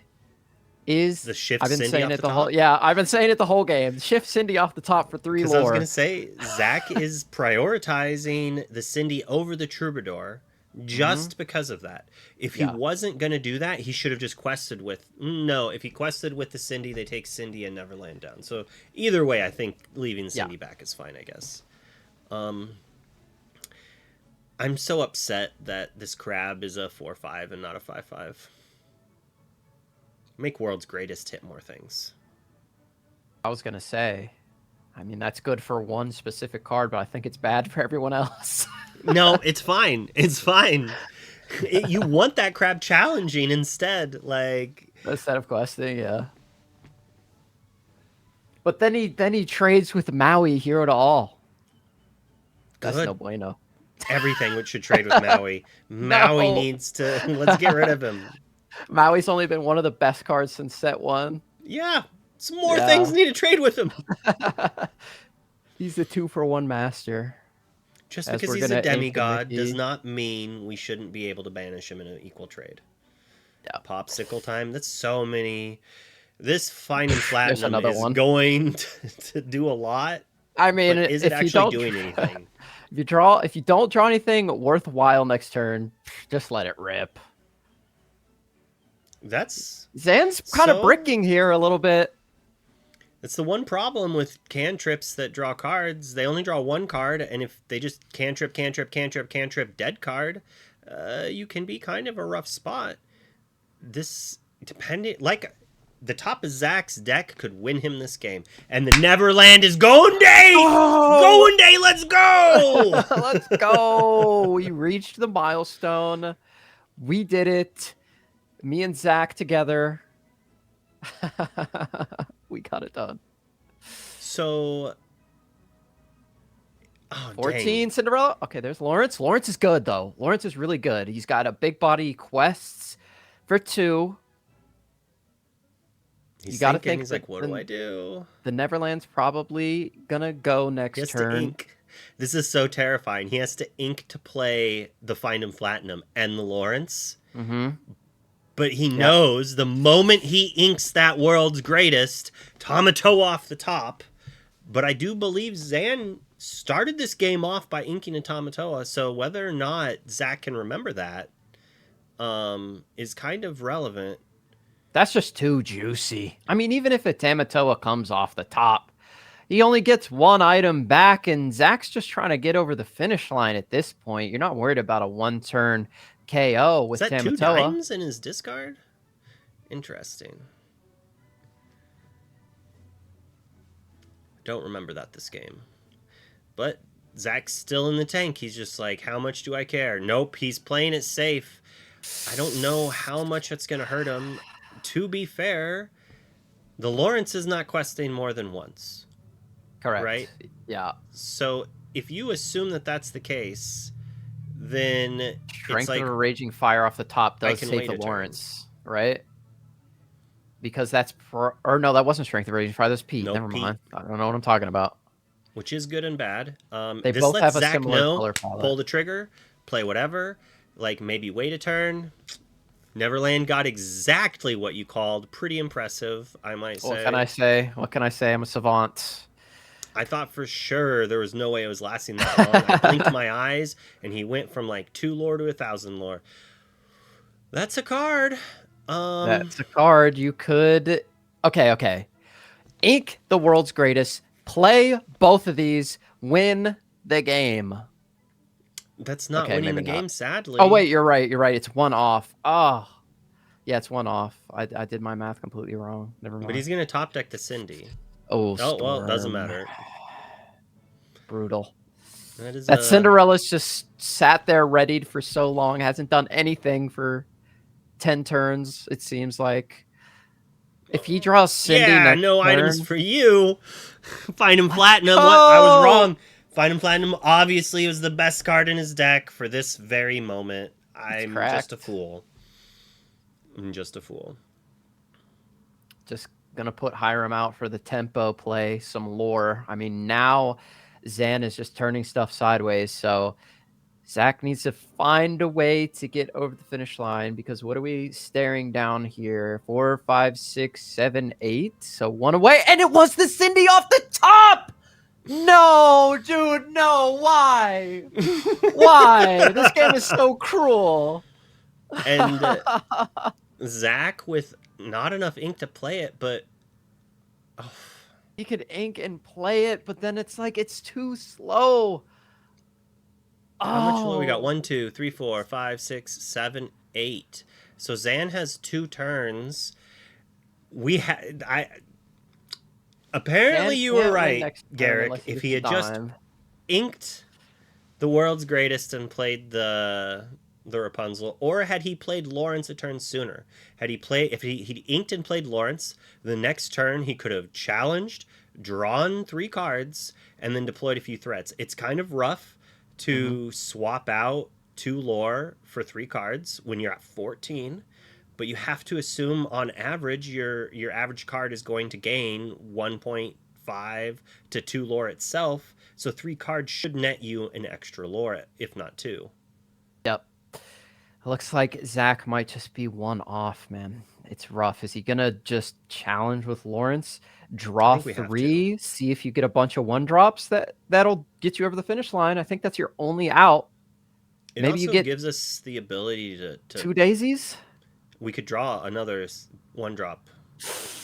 No 1-drops. That's brutal.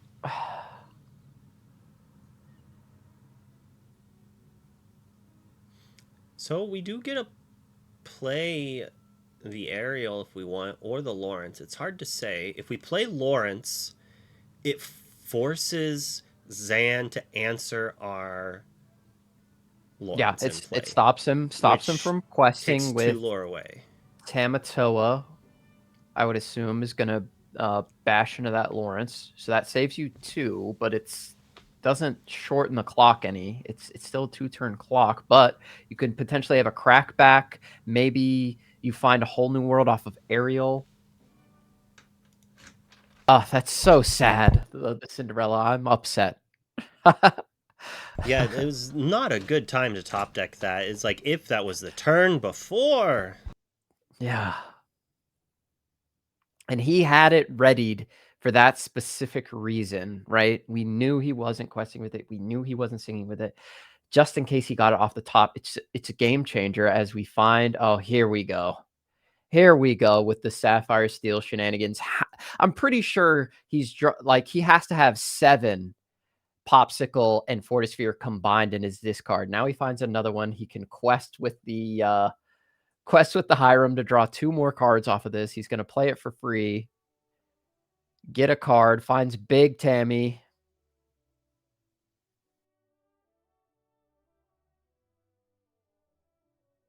Yeah, I'll be curious to know how many, if anyone in chat knows what is the total number of Fortisphere and Popsicle in the discard right now. I feel like it has to be 6 or 7. Let's take a look. 1, 2, 3, 4, 5, 6, I think I counted. He was going pretty fast, but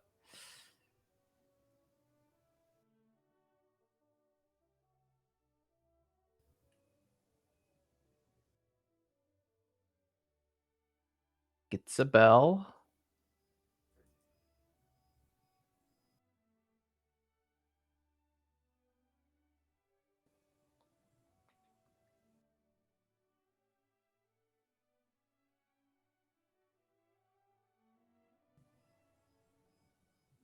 Vision and Zeus. He can sing the Zeus, or I guess just play it with 4 ink. And that'll probably wrap things up. Challenge with Mickey, challenge with Pete.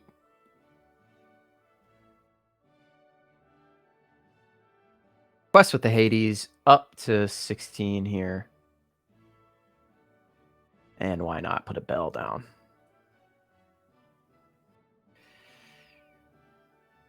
Yeah, unfortunately for Zach, he just does not have the singers on board to deal with this, even if he were able to find something off the top that could help him find more answers in the form of songs.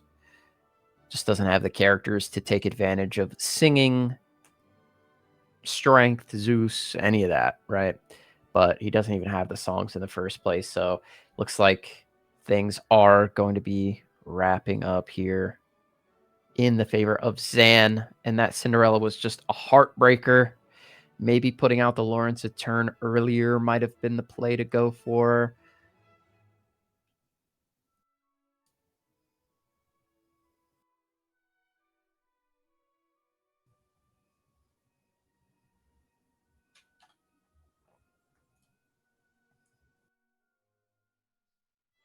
As Zach is just thinking, is there any way out of this situation? There is a ton of lore being represented on the side of Zan right now. 8 total, as we have to go for the Ariel and look for something. And look, he's got a whole bunch of different options here. The 2 cost, 3 cost, and 4 cost songs in his deck. Takes the Zeus.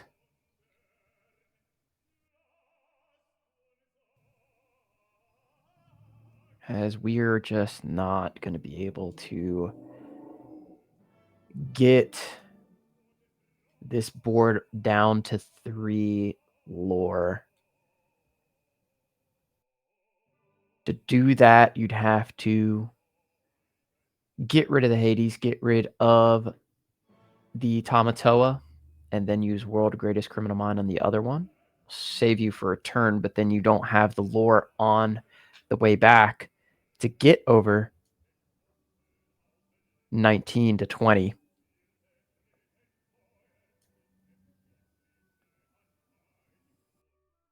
And he doesn't have the ink or the cards to do it. Yeah, we can't even do it all unless he preemptively exerted that ink for the world's greatest. But I think he played this Lawrence, right?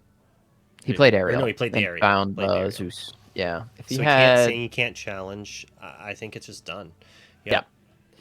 Yep, Zach wraps it up. Unfortunately, I mean, the Neverlands got so much lore. The Cinderella was 1 turn off. Maybe the Lawrence needed to be played a turn earlier, but Zach knew what he was doing.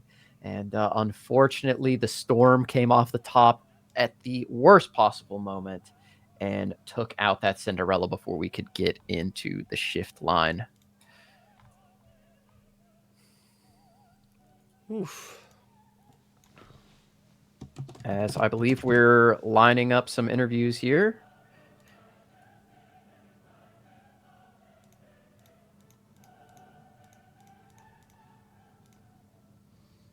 All right, let's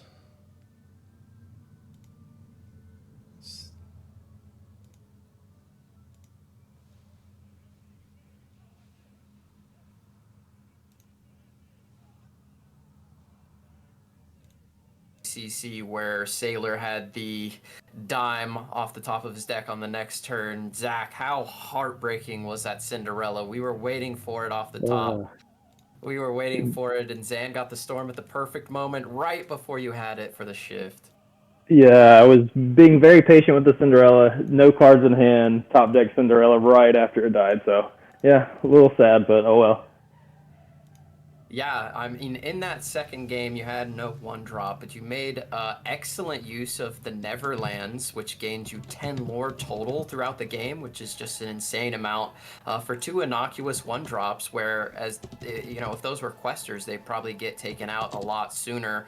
How has Neverland felt for you in these lists? Do you like running 4 of? Yeah, I love the Neverland. It's just 4 health is really important right now, and it's really good against certain red blue lists as well, because you can just diversify your threats. Where Be Prepared doesn't hit everything, and you can just spam the board with a bunch of high health characters. So yeah, I think it's really good. It was also sad that I missed my one drop, and then my draw for turn 2 was Neverland.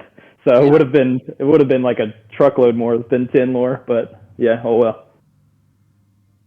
Yeah, for sure. Going into this heavy item list, how have you felt about Find 'em, Flatten 'em? Are you happy with the card? Do you like it as a one of? Do you think maybe you'll drop it altogether? Do you want more? How has it felt in this heavy item meta? So honestly, I haven't tested it at all. I haven't tested like any set 7 basically. It just Okay. seemed like it seemed like a good time to test it. So, and it was pretty good that time. So, yeah, felt good. Yeah, it definitely cleared out a bunch of different things. Wonderland, are you here? Is your Oh, I am. Discord working? You can keep it up. You're doing great. He's muted. You're muted. Oh, my bad. No, you're not. I was muted. It's fine. I was taking care of Okay. some stuff. You were asking those questions so well. I was like, you're on fire. I'm gonna just let you go with it. I'm just gonna let you go with it. Yeah, I didn't want to step on your stream. It is your stream, so I'll let you take it. So your camera was doing a lot better there until it died.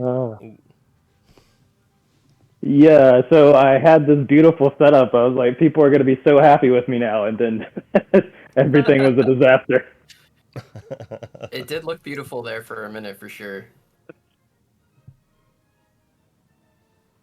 Zan, Oh, I yeah. do want to ask about the Sapphire Steel list that you're running. Interesting changes. What I love to see in that list is that Mickey Mouse Detective. Can you explain the reasoning behind putting that card in the list, and how has it been in testing so far? Or is this the first match you've really tested it in? No, actually, I tested it quite a bit. Basically, I wanted something that was uh, like like part of the plan without really being a part of the plan. It like allows you to sing songs, makes your strength stronger, but still ramps you to the Tamatoas. And yeah, it's been good. I wouldn't play it for this matchup, just because I don't want to put a random card away. If that card ends up being a dime, that can put me in a problematic spot at towards the end of the game. Also, it's like a fear that you have in this matchup is getting milled out, so you always have to be aware of how many cards are in your deck, and it's -1 a card, because you have to ink one off the top of your library. But yeah, I think it's fine. I didn't play it this past weekend at CCS just because I wanted to go with even cleaner, streamlined list. But do I think that it's bad, or would I play it in the future?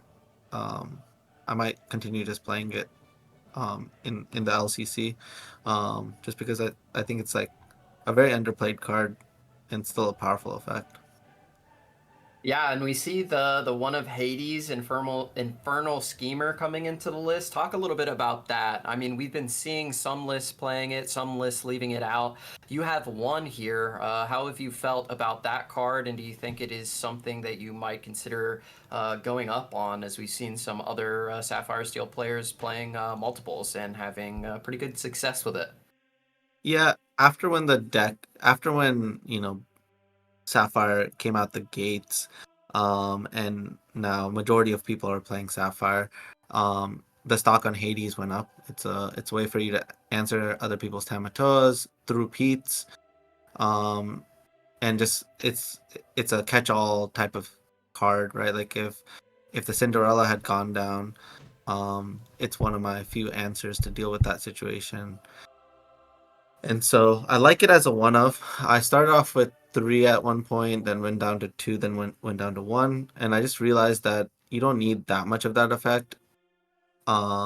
It's like it's still ramping your opponent, and generally I feel like other people play more threats than I do. And so I feel like if I just try to play the control role with blue steel, it's gonna lead me to a bad place. So I like to think that like we get to 28 cards pretty consistently by like turn 8 or 9, and then visions just becomes like a tutor for whatever you need. And oftentimes at that point in the game there's a lot of scenarios where Hades is good. um, but the moment you add a second one and you draw 2, you feel like you've created a new form of disadvantage in your deck. So I don't think I would ever go up to 2. Gotcha. I do have a question about the way you're building your list, and we're seeing the majority of Sapphire Steel players doing this, so maybe it is the most correct way to do it. But we've also seen Jonathan Lamb, who got top 8 at Charlie's Collectible Show over the weekend, perform with A Whole New World. Have you considered that at all?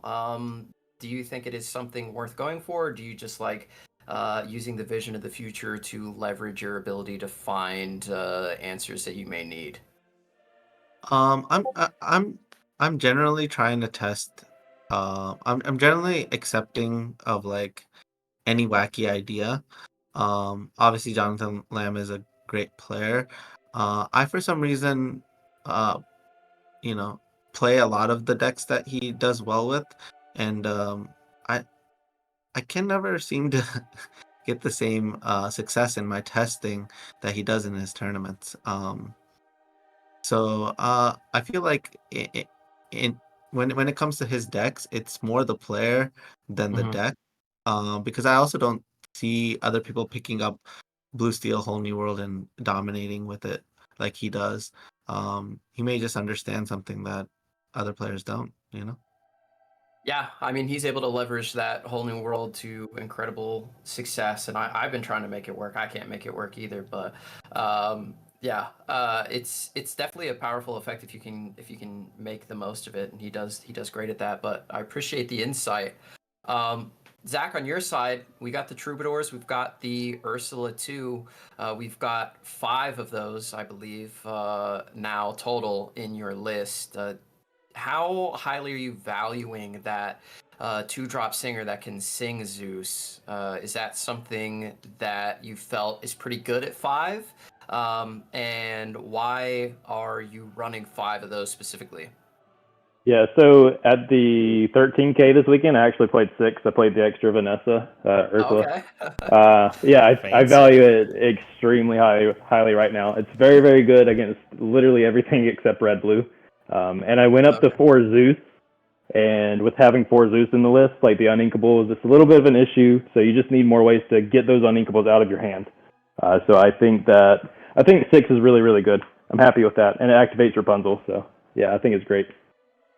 Yeah, the Rapunzel activation super big, especially with the Ursula specifically, as the Troubadour only has 3, can't take like full advantage of it.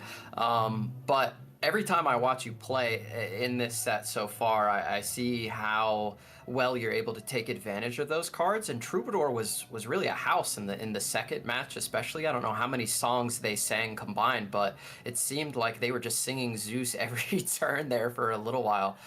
So I'm a big fan of them. But yeah, I really like that. Do you think that 6 will be your standard, or do you like the 5 more? I like 6. It really just depends on how the meta shapes up because it's quite bad against red blue. But I prefer as many as possible. It just depends on how much meta share red blue takes. Okay, that makes sense. And speaking of that deck list, I want to ask you both. We saw the Ruby Sapphire rear its head during the Charlie's Collectible show. Do you think that is a deck that is poised to take advantage of the current meta? Could it end up becoming that best deck in format and really take over after we've seen Sapphire Steel dominate the beginning of Arcasia's Island? So I said before the Charlie's Collectibles that red blue was the deck to play. I just had 0 reps on it, so I was like, nah, I'm not gonna go for it myself. I think it's the best deck in the format. Yeah, we've seen Sapphire still dominate in the early game, but I think Ruby Sapphire is better, to be honest. Sapphire Coil, it just does so much ridiculous stuff. So yeah, I think it's the best deck, unfortunately. Zan, do you agree with that? Do you think that your early Oswald lists kind of forced Ruby Sapphire out maybe a little bit? Because Oswald, I think, is typically better into that. And now that Sapphire Steel is sort of switching things up, do you think that Ruby Sapphire is poised to come in and dominate as they have been doing since basically Lucky Dime and Sisu and all that became a thing? Well, everything is reactive, right? So this is Yeah. blue-red reacting to what's going on. You also have to understand that blue-red is a much easier deck to play than blue-steel. So, like, the thing is, like, blue-steel is like this combo-S deck that eventually has to finish the game. So you're trying to figure out when's the best time to try to start to close the game, and your control plan isn't as good as blue red's is. Whereas blue red, there's some autopilot elements to it where you just play this big card that deals with everything on the other side of the board. And so I think that blue steel still has room to strike back. It's just going to take players a longer time to catch up. I mean, I finished Definitely. 7-2. I finished 7-2, and we could argue that with one different result that I would have been in that top 8 as well and representing Blue Steel to a good degree. The Oswald build, the cool thing about that build was that it had a luck element to it, right? Like if your Oswalds are hitting, then I had opponents that conceded to me on turn 3 or 4 when I played an Oswald and just revealed dime, and they were just like, okay, I don't want to play anymore, you know? Yeah. So obviously the deck no longer has that element, and people are trying to punish. Like Oswald is powerful, but it's also a hole in your deck that can be like it reacted to well, right? Like you can punish someone for having an Oswald, Mhm. and also the deck can just punish you for playing Oswald as well. And so now it's like time to figure out the cleanest version when everybody's targeting for you. And so we'll see how blue red stacks up when now people believe that that's the deck to target, not blue steel. Yeah, it seems like that's the way the metas have shifted within Disney Lorcana thus far. Somebody will put up a great result with the deck, and then everybody will play that, and then the high-level players like yourself and Zach will find a way to beat that, and then you come with the best deck that beats that deck and just run the gauntlet. So I'm sure you both will adapt and figure out the best way to chase down and defeat the Ruby Sapphire, even if that's playing a different version of Ruby Sapphire. But those are all the questions that I had. If you guys want to do any shout outs, plug your I do social have medias. Okay, Chat go ahead. was Go ahead, wondering if Wonderland. you could explain your change on your deck list, Zan. Oh, me? Okay. Yeah, my change. So, you know, the first blue steel that I played, that was trying to do the most powerful thing in the most absurd way. And of course, there's a entertainment factor to it, because of Metafy and you want to do cool. You want, like, I'm a serious player, but sometimes you want to do cool things as well. And Oswald, we don't have a DLC at the beginning of the format, so I felt like I could put Oswald on the map temporarily. But I knew that, like, I had the serious build as well, and I knew that the deck would eventually need to transition after when everybody started targeting it, right? And so now that everybody was targeting it, you got to close up the holes, and you just have to try to make the deck do the most pure thing, which is like um, cause a board stall with your bells and Scrooges, and then start accumulating card advantage while ramping. with Sail and Tipo and Fishbone Quill, and then close out the game as whenever you think that turning point is, rather than trying to add a luck element to it. But the shell was so powerful that it could make Oswald work, and now it's about being more serious about the deck. That was a great explanation. Thank you. So, are you gonna stick with it though, as long as you can, or has Emerald Steel been calling you back? Is Pirate Pete the way to go to the future, or are you just a crabby boy now? I mean, I'm not gonna lie. I'm ambitious in the fact that I want to get Popsicle banned. I just think that Yes. that opens up the format to all sort like it just opens it up to any deck can now become the best deck, right? I think that it will tame red blue. More of a DKP style list might come back from last set. I think blue steel remains a deck, but it doesn't remain as powerful. And then I mean, of course, Amber Steel would be happy if uh Popsicle is gone. Hiram is like less good, and blue red has a less cohesive plan.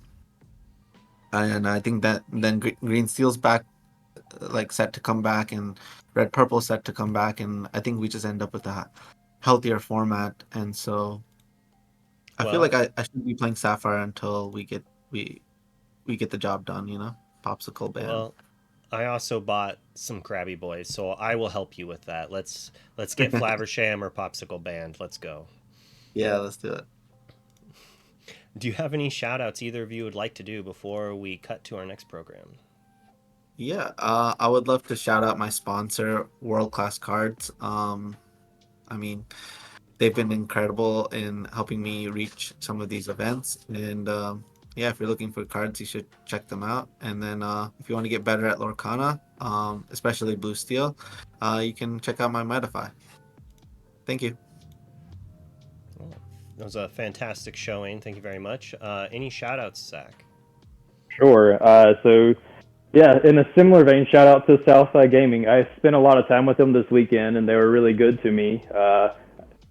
When I went to their event last month, I was just really impressed, really fell in love with the place. So shout out to them. And then shout out to Zan, great opponent. Congrats on the win. And yeah, thanks for casting, guys. Oh, thanks for giving us a fantastic show to watch.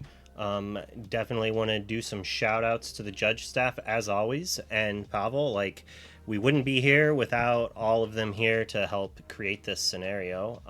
Garrick, did you have anything you wanted to say before we flopped on over to the ICL casters?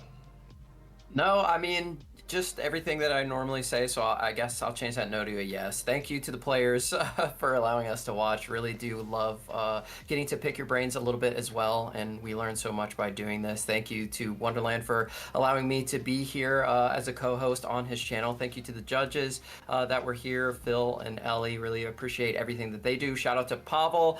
Shout out to my team, Ink Inc. And yeah, let's go ICL. Love to see it and excited to see those matches.